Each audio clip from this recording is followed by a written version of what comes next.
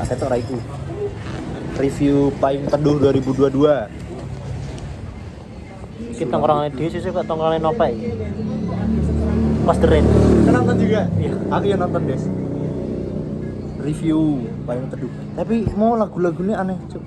Lagu-lagu Cuma iki resah tok sing kan sing trending kan sing biasanya digawa karo Isto.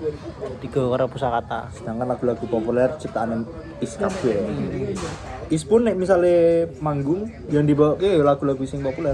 Iya paling sing ning Perempuan Dalam sing ning Luka. sing saiki dia kan Pusakata kan. Pusakata dia branding baru tuh. Ini terinspirasi dari Mas Nope ya. Mas Nope. Besok iki suwi sak tongkrongan isine kamera kabeh. Konten Des. Ngomong Ki. Gimana Ki? Ombe pesan ombe. Hah? Untuk sari petis. Apa? Untuk sari petis. Es gude kok ngomong to. Enggak usah. Ya, Bocah-bocah ra bawa rene cik.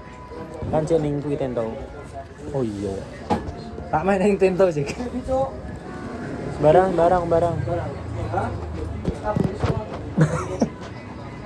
Bisa kerja kesel tuh. Konser hari ini sangat jauh dari kata memuaskan. Mungkin ya tidak bisa berkomen lebih ya, karena kan yang utama gratis. Yo, konser gratis sih kita nggak bisa berharap banyak, Cok. Paling gratis, wong saya pengen nonton pun ngono iso. Iya. Terus Dan kan ini kenyamanannya sih kurang banget. terus kan juga mau sing gak expect kayak gue sing gak expect kan mau ono lagu rayuan Pulau Kelapa. Nah, lagu sekolah ya. Lagu sekolah pas isi ku ngapal ki. Payung Teduh kurang. Kuwi hektike Crowd gila ya. rame niki bukan rame sing dikendalikan lho. Ya. Bukan rame sing koyo di per stage ngono. Secara venue juga kurang karena kecil, Cok. Dengan penonton ya, mungkin penonton sebanyak itu karena gratis kali ya. Ya, Nek nggak gratis pun kayaknya nggak bakal serame itu sih, aku percaya. jadi ini bukan kayak konser mau kayak Inbox ngono ya. iya. Inbox. Ini fokus konser tapi Inbox road tour ngono. ya itu Roadshow. sing keliling kota. Yang mana review Payung Teduh juga lagu-lagu nih baru-baru nggak yang tahu-tahu. Nggak Lagu worth. ini ketone lagu ini kan sing lama. Oh ya, ada 2 lagu lama ya? Tapi Satu resah, satu anu ya. Ya bari iki pocek. aku ndi? Ngerti itu. Copyright cek tolonglah. Copyright cek. Mas Ki, aku keserap. Apa? Jadi energimu keserap nih ngono. Sampai macet itu. Jadi energimu. Nah, cilik iki copyright, Cuk.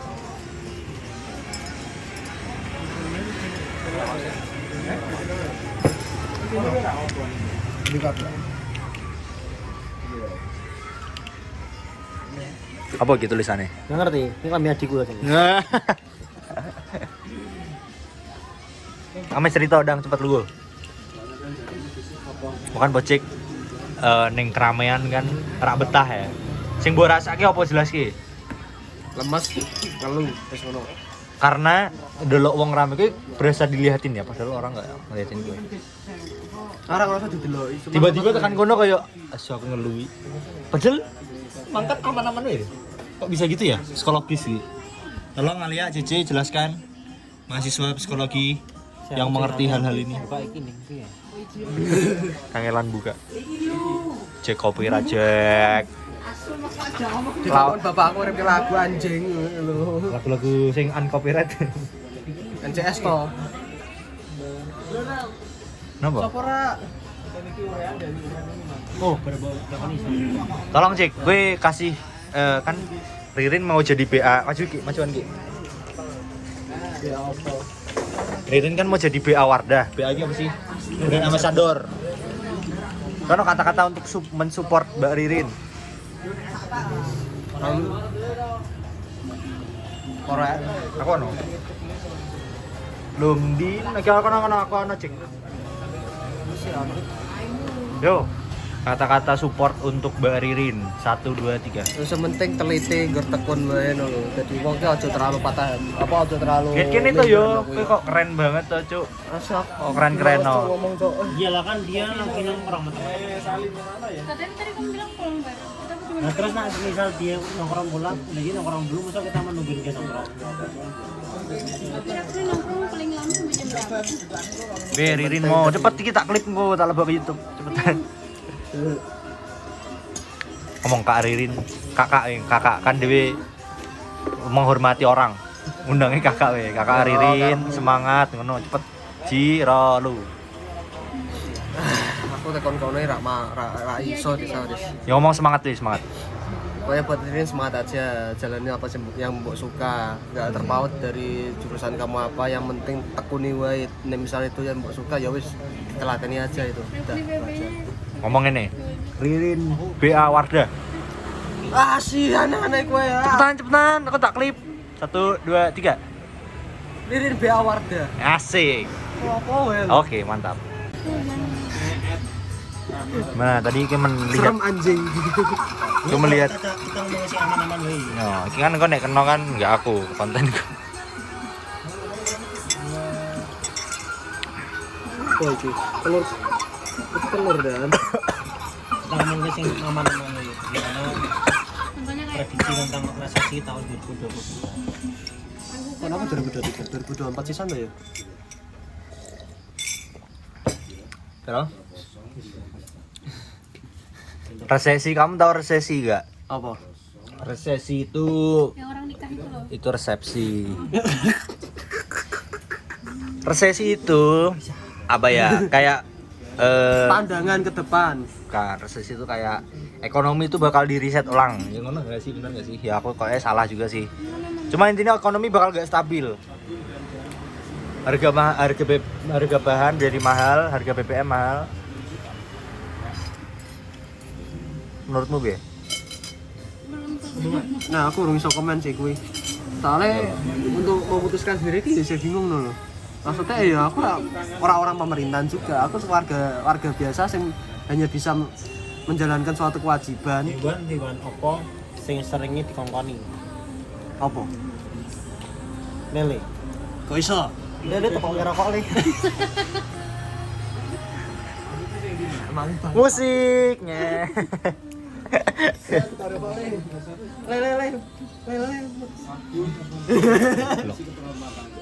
Loh, iso ta? Sing polisi apa pendemo hadang pendemo wis tak ceritake ya wingi ya. Sing apa? Lali ya. Sing nggo tameng. Oh, kamu tendang. Oh, iya. Ditendang-tendang. Terus tak cerita. Orang mama sing apa jenenge sing direndang tuh. Dia nyaman nggo botol aqua dituk. Arti aku nih. Aku aman, aku bermampu. Ini omah. Mbok. Lakonnya alan bajingan masih. Iya. Kulo senyum, sesuk tak balang raimu. Gua galak banget anjing. Kamu galak banget kok sih. Kita ngomong ke Lapar gelek. ya ngomong ke apa? Ora kira aku enggak mau cok. Sing gue berminat, Enggak ada. sing aman. Oh Ya ya. aku ya bisa memperdebatkan baliho Puan. Oh, kowe kepo. Kowe nek perasaanmu apa ketika melihat baliho Puan Maharani di Semarang? Maksudnya itu buat apa sih? Kampanye. Lagian kan belum juga wayahe buat menyuarakan dia jadi presiden. Lagian tuh kan 2024. Ini sedangkan ini masih 2022. Kenapa harus kesusahan? Apakah memang sebegitu gebetnya ingin jadi presiden kah? Ya. Untuk bisa merebut tahta? Mbak Puan PDI cari orang ini. Tadi kata mah aman. Katanya main aman malah Puan Maharani Maharani. Kontra apa maksudnya? Kontra dengan perbuatan baliho pada tahun 2022. Maksudnya? Ini kontra nggak? Aku ora pro. Aku di luar Kalau nggak pro ya kontra. Kontra. kontra. Ngerti kontra gak sih? Ya, kontra. Omah gitu loh kontra. Ngertiku kontra. Kontra. Kontraan kan menjadi pro. Terus kenapa tidak ada larangan yang tidak memperbolehkan untuk pemasangan baliho? Itu sebenarnya kalau aku ngelihat, kalau dari pandanganku sendiri ya, apakah harus secepat itu? Sedangkan kalau aku ngelihat dari tahun-tahun sebelumnya, di saat sudah ada calon presiden itu baru mereka pasang Pasang banner. Lah kenapa ini masih jauh coy? 2 tahun coy. Apakah memang benar-benar ingin menjadi presiden lagi? Apa memang seperti itu? Terus kenapa? Kalau memang Puan memang Nah, sedangkan dia masih coreng untuk saat ini, kok berani banget gitu loh. nama tercoreng itu atas dasar apa? Tidak ada perbuatan tercela yang dia lakukan, tidak ada Nanam padi perbuatan maju. Nanam padi. Oh ya, kamu masih kadang bro ya? Gini, berdebat. Jadi karena misal dia membagi-bagi baju, menanam padi, kan sesuai kan politik itu kan pasti citra. Iya. Jadi itu namanya pencitraan. Politik apakah kan pencitraan salah? Salah dong. Itu namanya cuma buah-buah manis aja buat rakyat agar dia milih dia. Sedangkan janji-janji yang pernah Jokowi omongin, Ini Jokowi apa Puan Maharani? enggak, ini kita juga membahas ke sebelumnya. Yo. Jokowi kan tahu janji nih, kayak misalkan bahwa ekonomi Indonesia ke depannya bakal apik. Terus opone ngono kuwi lah. Ya nyatanya ekonomi ini malah saya ambruk. Itu dibuang. Yang ora dhewe ra kowe. Karena ini perdebatan, kamu harus setuju, kamu nggak setuju.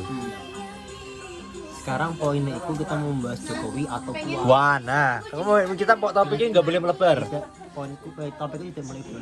Aku moderator gitu. Karena pembahasan pertama kita yaitu kenapa kok apakah diperbolehkan untuk memasang baliho pada saat belum kampanye.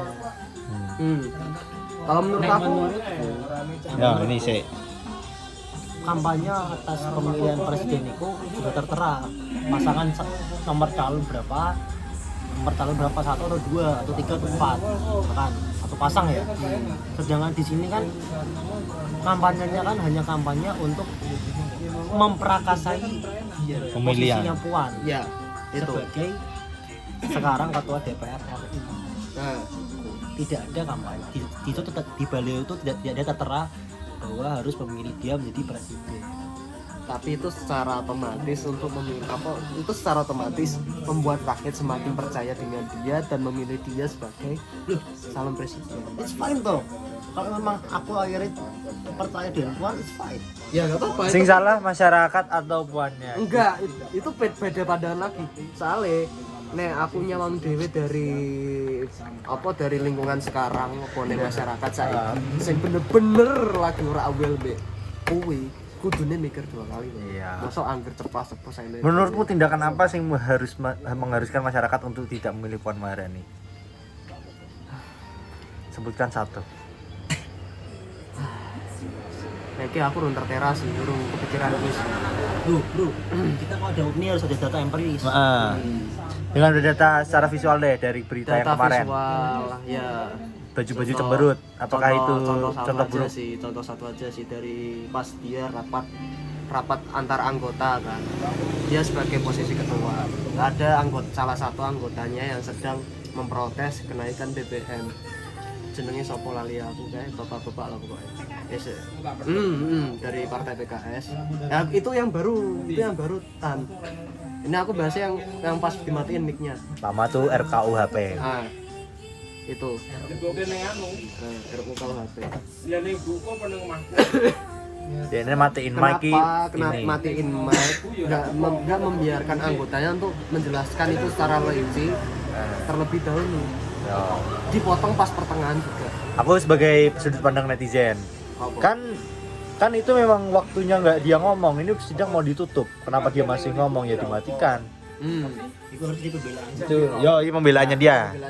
Pembelaan dari sudut pandang pro. Ya setuju. Karena pada saat itu di posisi itu Puan Maharani sebagai presidium sidang. Jadi dia mengatur jalannya sidang. Presidium sidang, di mana presidium sidang harus mengatur jalannya persidangan.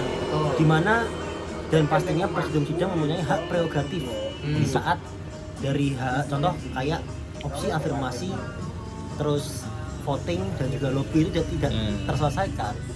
Nah, hak prerogatif dari seorang presidium sidang itu harus digunakan karena bagaimanapun presiden sidang harus mempunyai sifat yang bijaksana. Jikalau memang dari yang tersebut tadi PKS itu dirasa mengganggu jalannya persidangan bagi presiden sidang, bisa saja dimatikan atau tidak diperbolehkan berbicara. Ini di luar dari konteks etika ya. Ini adalah perlawanan argumen dari sang pro, sedangkan yang kontra. Kita kembali ke ideologis dari Indonesia sendiri. Ideologis Indonesia apa? Aku mau tanya. Demokrasi. Nah, demokrasi berarti membiarkan rakyatnya untuk bisa berpendapat terlebih dahulu. Berpendapat ya. Nah, kenapa di saat dia berpendapat tidak didengarkan terlebih dahulu dan langsung di-cut gitu aja? Maksudnya gitu. Dan lebih parahnya lagi, seakan-akan si Puan kira belum ngomongannya. Seakan-akan Nah itu kenapa? Itu yang aku tanyain. Seakan-akan dia tidak ingin mendengar. Boleh saya berbicara? Ya. Boleh monggo. Ini debat yang panas ini. Itulah pentingnya, itulah bahayanya kenapa kok ada potongan-potongan video pendek disertai dengan Konteks. keterangan jelas. Berarti Bisa pas aja sebelumnya, Sabar saudara. sebelumnya ketika memang sebelum dari PKS itu sudah membela, diberikan untuk penjelasan seperti itu. Berikan kesempatan untuk Ketika berbicara. PKS tidak diperbolehkan oleh presiden sidang yaitu ketua DPR sendiri. nah itu kenapa aku diperbolehkan? Ya karena dianggap mengganggu jalannya persidangan. Kasih argumen lagi serangan yang sangat bagus tadi dari si pihak yang pro. Kenapa bisa disebut mengganggu? Apakah suara rakyat itu sangat mengganggu bagi ketua DPR Oh, sendiri? oke. Itu yang saya tanyakan. Poin yang Apakah bagus. memang benar hal itu sangat mengganggu untuk bisa mereka meraih lebih tinggi lagi jabatan mereka? Apakah itu? Poin di sini itu bukan dari pihak masyarakat atau pihak rakyat, dari fraksi-fraksi yang mendukung PKS itu, tapi di sini itu poinnya itu yaitu bisa jadi sebelumnya ada fraksi-fraksi yang lain yang membela tentang rakyat itu dan itu diperbolehkan, tapi karena potongan video pendeknya itu hanya mengarah pada saat PKS yang dibungkam itu kan bisa jadi bola liar untuk kita semua. Ya. Betul. Jadi aku pengen menengahi. Jadi dari permasalahan ini yang salah Puan Maharani mematikan mic atau netizen yang memotong klip video mematikan Nah, mic? itu yang ingin kutanyakan tuh sebenarnya video fullnya tuh seperti apa? Kalau boleh tahu, jelaskan gitu. aku arti aku kudune riset. Video panjangnya tuh seperti ini. Jadi ini gue delok secara boleh. Oh iya, benar ya benar. Tidak ada penjelasanku. Aku ngomong bisa jadi.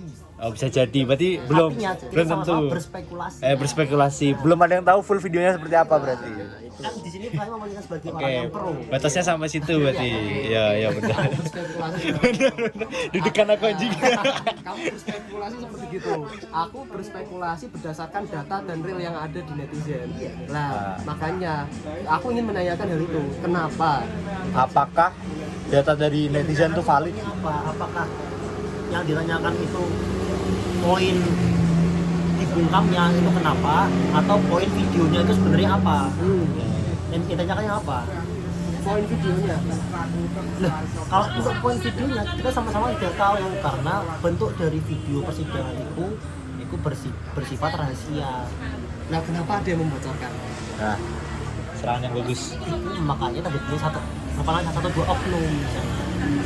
Setiap orang, entah itu selain Puan, entah itu Ganjar, entah itu Caimin, entah itu Anies Baswedan, pasti ada buzzer-buzzer yang menggoreng isu-isu dari pihak oposisi. Aku punya sudut pandang yang berbeda. Itu video tertutup atau terbukanya sidang itu berarti kan kalau ada tadi opinimu video itu tertutup ya? Karena yang tahu ya, sepengetahuan yang saya tahu. Ini di debat ya kalah di sekarang ini.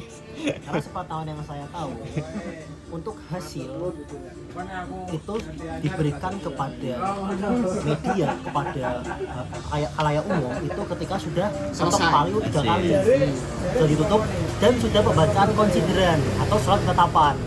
Oke. Selama persidangan berlanjut tidak ada dokumentasi sana. harusnya seperti itu. Apakah tidak dengan tidak adanya dokumentasi itu membuat sidang menjadi tidak transparansi? Bukan.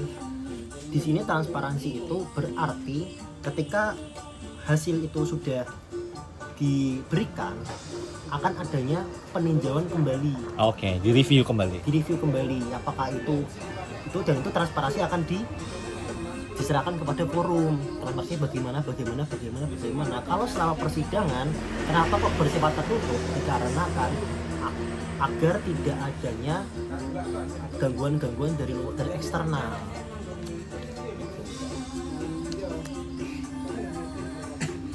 Poin yang bagus. Jadi kalau di cara debat poinnya sama ini. Bicara masalah teknis, masalah etika. Iya, betul. Kiki Kalau secara etika untuk pembebasan berpendapat dibungkam itu menurut saya salah. Ini Kiki ngomong kayak gini belum tentu dia setuju beneran. Ini cuma seakan-akan dia setuju. Spekulasi. Menurutmu opininya dia oke nggak atau masih ada abu-abu kayak nggak jelas poinnya apa? Kurang jelas. Kenapa? Poin yang nggak jelas di mana? Ya itu. Kenapa bisa terjadi kebocoran dari video itu dan kenapa dari busir-busir itu melakukan hal yang sangat kurang sportif. Katanya itu kan bersifat rahasia dan itu kan tidak boleh disebarkan apalagi ke netizen. Soalnya kan netizen kan kau tahu, gue ngerti dari lah netizen kok dia sekali nyerocos sekali gimana. Nah, kan netizen berarti gini, kalau gue bicara netizen berarti ada kemungkinan juga sebenarnya yang dilakukan itu baik. Cuma karena dipotong netizen, kebaikan itu jadi keburukan. Nah, ketika yang baik itu jadi keburukan, yang salah netizen atau dianya? Yang salah yang menyebarkan video berarti. Oke. Poin Semuanya terang di sini kan. Oke. Salaman sih. Oke, topik pertama selesai.